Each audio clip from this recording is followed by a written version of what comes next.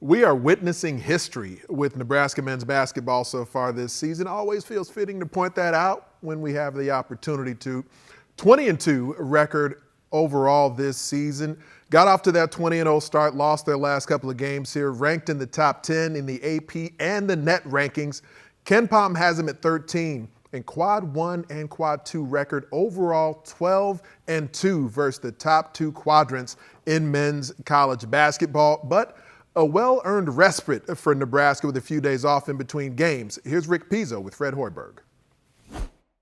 Fred, I know everybody goes through this Big Ten schedule, but this past week for you guys, as tough as any team in any conference will have over the course of the year, you also were dealing with injuries and illness. How welcome is what you have right now, a 6-day stretch between games?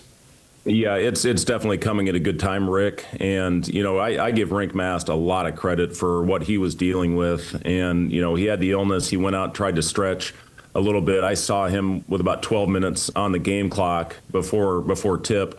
And he just said, Coach, there's no way I can't do it. And he couldn't even keep water down. And, you hate to get, these are the texts, either they're nightmares for us as coaches, is wake up and the trainer says, hey, Rink was throwing up all night, and obviously very weak. So we slept all day, and then just couldn't do it, even though we gave it every shot. And then we came home, and that next night he had to go to the ER at about 11:30, and it didn't get home till about 3 in the morning. Had a little bit of reps and practice that next day, and then went out and gave it a shot. But he certainly was not full strength in that Illinois game. It was great to see Braden back out there and didn't skip a beat, obviously, with the way that he performed, hitting 6 threes.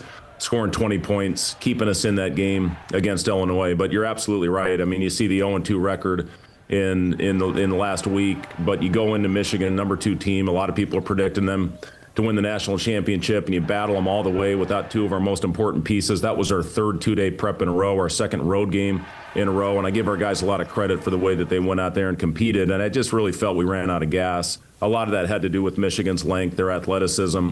Defensively, they're top 2 in the country, and I just thought we wore down.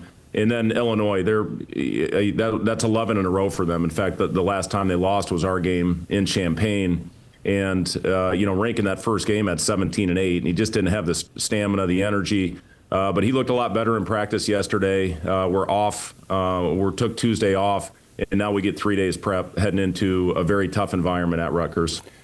Fred, I'm glad you bring up all the positives, because the one sports phrase that a lot of folks love to use that I just don't agree with is there's no such thing as a moral victory. I understand there are losses on your record, but I'm curious as to what you said to the guys when you got back in the locker room after that game, knowing that this stretch was coming and knowing what they had done for you guys over that stretch against Michigan and Illinois.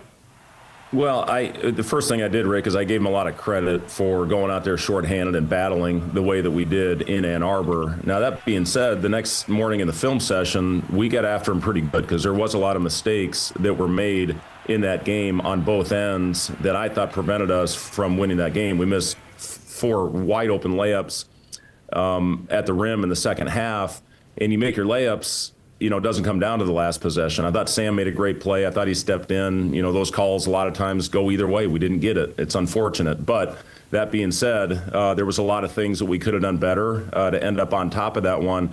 And then Illinois, it was the first time all year. Our guys have been so good. They've been so resilient. They've battled adversity. This team, as much as any I've ever had, you see the communication in the huddles. Those guys hold each other accountable. For the first time all year, I just sensed a little bit staring at the floor. They just gave in a little bit. And again, Illinois had a lot to do with that, but that's not who we are. That's not what has gotten us to this point. We had a very spirited workout that next morning after the Illinois game. And now it's about regrouping. It's about getting back to being who we are, what's gotten us to this point, and going back to the basics. We need to finish possessions better. You play 2 of the longest, most athletic teams in our league that are elite on the offensive glass, but we didn't finish up possessions well enough. We weren't physical enough. We didn't hit well enough. So those are the type of things we have to get back if we want to continue on this stretch. We have a very tough game. Rutgers had Michigan State down 15 in that second half. It was an 8-point game under 5 minutes. So we're walking into a incredibly tough environment. The RAC is one of the great venues in college basketball, and we got to get back to being who we are. Yeah, and Rutgers has a true scorer in Tariq Francis, who's a really tough guy to guard. Fred, you won 20 straight games this year before this past week, 24 dating back to the Crown Championship of a year ago. And I know that you're only as good as your next game, but at the same time, how much did you try to tell the guys to truly enjoy what they were doing at that point? Because it's very rare, not just at Nebraska, not just in the Big Ten, it's rare in college basketball anywhere to be able to win 20 straight. Yeah, it is. I mean, it was a heck of an accomplishment, and our guys deserved a lot of the credit and a lot of the things that were being said about them. You know, our biggest job as coaches is getting them on to the next assignment. And we talk to them all the time about keeping their walls up. And if they buy into it, they buy into the hype, they're going to lose that edge. They're going to lose all the things that got us to that point to win 20 straight games.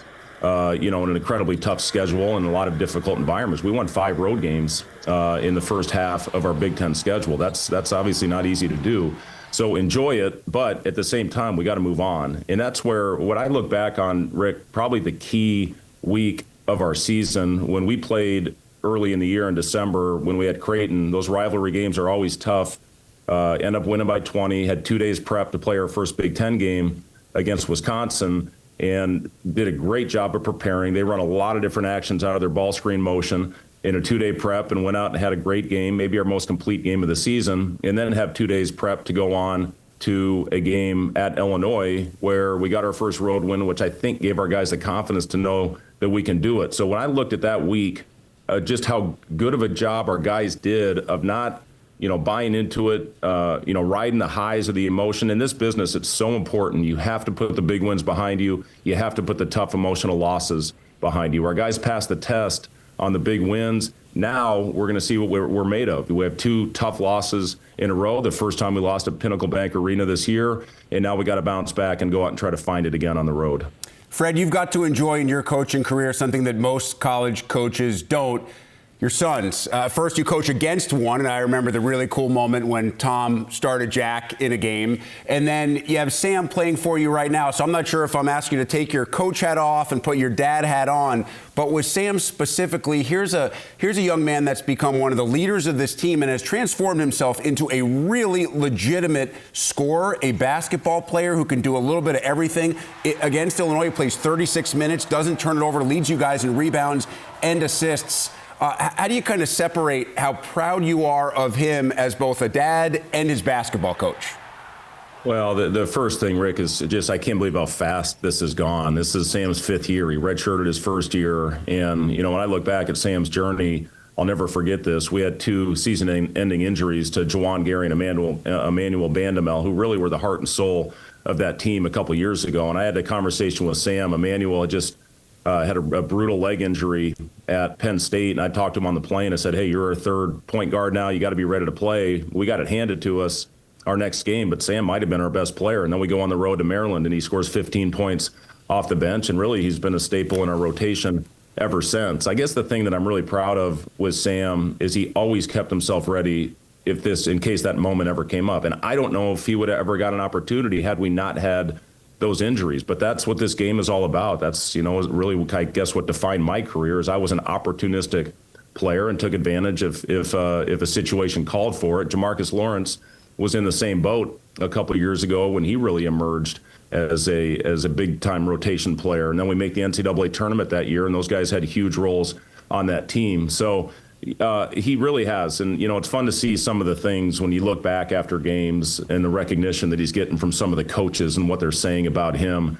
But he is. The thing I'm most proud of Sam is how he's really embraced the leadership role. He and Rick Mast have done an unbelievable job of keeping our guys together, keeping them humble, making sure that everybody's coachable when we get on them in film sessions, off-court chemistry. This team is as close as any that I've coached as well, and Sam certainly has had a lot to do with that.